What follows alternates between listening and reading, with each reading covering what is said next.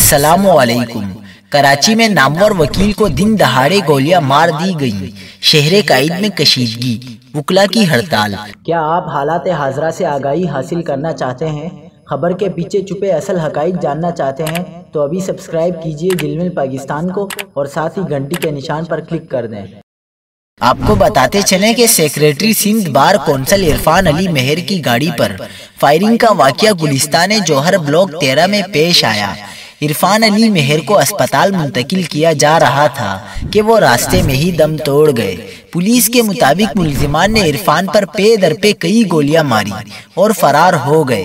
45 سالہ عرفان مہر گلستان جوہر کے رہائشی تھے اور اپنی بچی کو کار میں اسکول چھوڑنے کے لیے بلاک 13 میں پہنچے تو واپسی پر موٹر سائیکل پر سوار 2 ملزمان نے انہیں کار میں ہی نشانہ بنایا۔ واقعے کی CCTV بھی سامنے آ چکی ہے جس میں موٹر سائیکل پر سوار ہیلمٹ پہنے 2 افراد کو عرفان علی مہر کی گاڑی پر فائرنگ کرتے دیکھا جا سکتا ہے۔